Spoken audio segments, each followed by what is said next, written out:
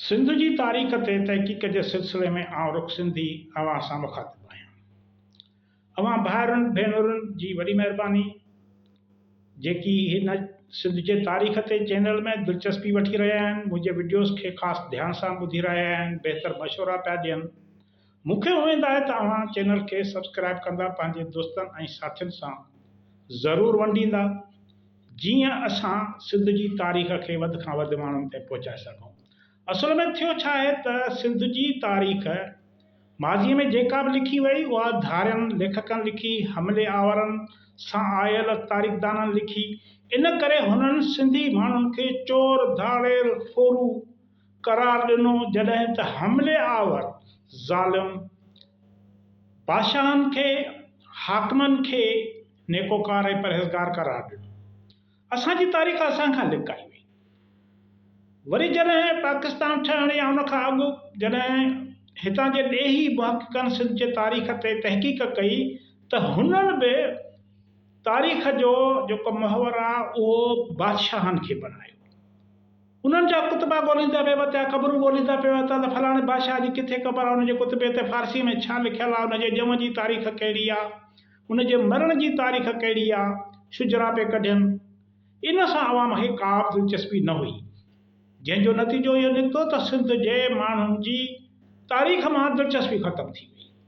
जॾहिं अव्हां पंहिंजे माण्हुनि खे पंहिंजी तारीख़ सही सरबस्ते नमूने सची न ॿुधाईंदा त हुननि जी दिलचस्पी छो रहंदी। इन करे ज़रूरत इन ॻाल्हि जी आहे त असांखे तारीख़ जे अवामी किरदारनि खे रोशनास करणु घुरिजे।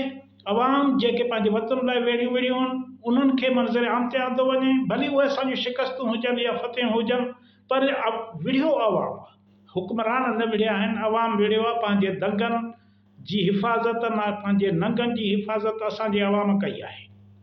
इन करे ही तमामु वॾो सिलसिलो आहे। अवां जी जेतिरी दिलचस्पी आहे उन मां लॻे थो त असां हिन में वधीक जेको आहे सो शख़्सियतूं, वधीक किरदार आहिनि, तव्हांजे तावन सां, तव्हांजे मशवरनि सां हुन में शामिलु कंदा रहंदासीं। अॼु पाण जामशोरे ज़िले बाबति हिकु वॾी बिरादरी जामशोरे जी आहे, जंहिंजे नाले सां ई जामशोरो आहे, शोरा बिरादरी। उन जी ख़ासि करे अरगूननि, तुरखाननि ऐं मुग़लनि जे दौर में शोरा बिरादरी जा माण्हू जेकी दुश्मन सां विढ़िया, उन्हनि सां जंगियूं जोटियूं, उन्हनि खे उन्हनि सां विख विख ते मुहाॾो अटकायो, उन जी ॻाल्हि पाण कंदासीं। इन ई दौर बाबति हिकु तारीख़ लिखियलु आहे धारे तारीख़दान जी, धारे लेखक जी तारीख़ मज़हर शाहजहानी। उन में यूसुफ मैरिक लिखे थो, साॻी हुक्मरान जी तारीख़ लिखे थो, हितां जे किरदारनि खे बाग़ी, शोरश पिसंद, अजीब अजीब लक़बनि सां ऐं उन्हनि सां इंतिहाई बुरो वर्ताव असांजे किरदारनि सां कयो थो वञे तारीख़ जी किताबनि में।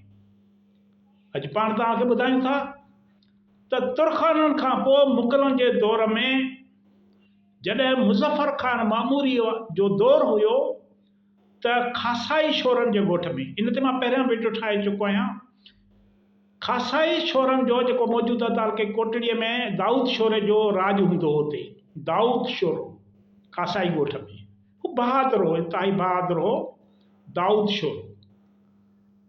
ही वॾो वेढ़ाक ऐं मुग़लनि जो दुश्मन हो।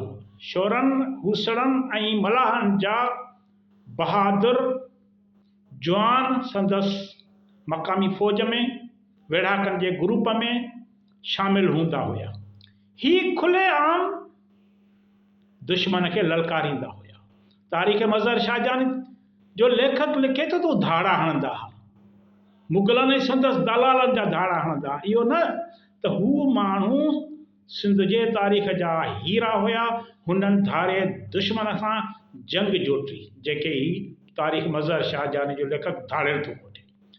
हिकु दफ़े शमशेर ख़ान मुज़फ़र ख़ान ॾांहुं मिर्ज़ा दोस्त बेग वसीले गिदरा ऐं ॿियो सामान मोकिलियो।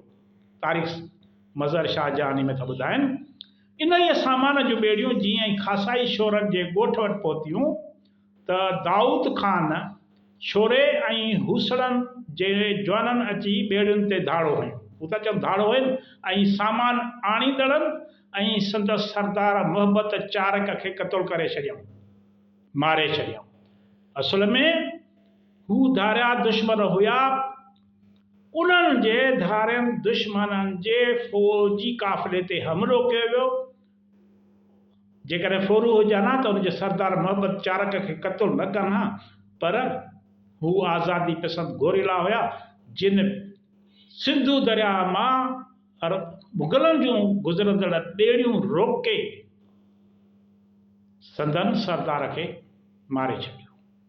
इन ई वाक़े जी जॾहिं मीर अबू अल बका खे ख़बर पई त हिकदमि उन ई ॾींहुं खासाई शोरनि जे ॻोठ ते चढ़ाई कयईं, पर दाऊद शोरो पंहिंजे साथियुनि ऐं कुटुंब समेत उते मौजूदु न हुयो। बाक़ी जेके माण्हू बचियल हुआ तिन खे मीर अबू अल बका क़त्ल करे छॾियो। इहा हू था चवनि त इहा उन्हनि खे सिखत हुई, जॾहिं त इहा आज़ादी पसंदनि जी वेड़ जो हिकु पहलू हुयो। इहा पहिरीं लड़ाई न हुई जेका मुग़लनि ऐं शोरनि जे विच में थी। मुग़लनि तरफ़ां शोरनि ते जेकी बि हमला कया विया उन जो शोरा ऐं ॿियूं बिरादरियूं गॾिजी जवाबु ॾींदियूं हुयूं। दाऊद शोरे जे कारवायुनि में संदसि ॻोठ ते, संदसि इलाइक़े ते हमलनि ऐं क़त्ल आम खां पोइ बि को बि फ़र्क़ु न आयो।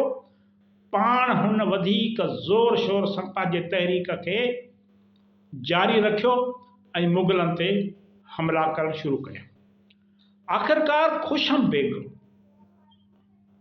मुग़ल खुशम बेग पंहिंजे हिकु माइट शाह ख्वाजा खे दाऊद शोरे सां मुक़ाबले लाइ मुक़ररु कयो। हिकु ॾींहुं शाह ख्वाजा लश्कर सूधो अची खासाई शोरनि जे ॻोठ ते हमिलो कयो।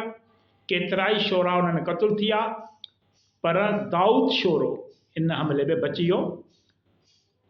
मुग़लनि जी फ़ौज संदसि ज़ाल ॿार ऐं कुझु माण्हू गिरफ़्तार करे वरिता, जिन खे शाह ख्वाजा सेवण वठी वियो। दाऊद शोरे पंहिंजी ज़ाल खे पराए क़ैद में ॾिसी आख़िरकार इहो शर्त रखियईं त मुंहिंजे ज़ाल ऐं ॻोठाणनि खे इज़त सां आज़ादु कयो वञे त आउं अची गिरफ़्तारी पेश कंदुसि। दाऊद शोरे जी गिरफ़्तारी खां पोइ सिंध जी तहरीक खे ज़रूरु नुक़सानु रसियो हूंदो, पर इहे जंगी हुरबा हुया। इहे जूझार जेके हुया सिंध जा, उन्हनि जा जंगी हुरबा हुया त पंहिंजे कुटुंबनि खे, पंहिंजनि पोड़नि ॿारनि मासूमनि खे दुश्मन जे क़ैद खां आज़ादी ॾियारी वञे। छो जो दुश्मन हमेशह अहिड़े पासे ते हमिलो कंदो आहे जेको हुननि जो कमज़ोर पासो हूंदो आहे। इन करे औरत, ॿार, बचा, पोड़ा, जंगजू जवाननि जी कमज़ोरी थी पिया। पर इन जो इहो मतिलबु न हुयो त हुननि आन मञी। हुननि पोइ बि दाऊद शोरे जे गिरफ़्तारीअ खां पोइ बि इन इलाइक़े में मुग़लनि ते राताहा ॾिना विया, जंहिंखे असां जदीद दौर में गोरीला जंग जो नालो था ॾियूं। त उहा गोरीला जंग जारी रखी वई। मुग़लनि जे काफ़िलनि खे लुटियो वियो, उन्हनि जी रस्ता रोक कई वई। बहरहाल ही तमामु वॾो किरदारु हुयो जंहिं ते सिंध दाऊद शोरे ऐं संदसि साथियुनि खे अॼु बि यादि करे थी ऐं उन्हनि जे क़ुर्बानी ते फ़ख़ुरु करे थी। अव्हां जी वॾी वॾी महिरबानी।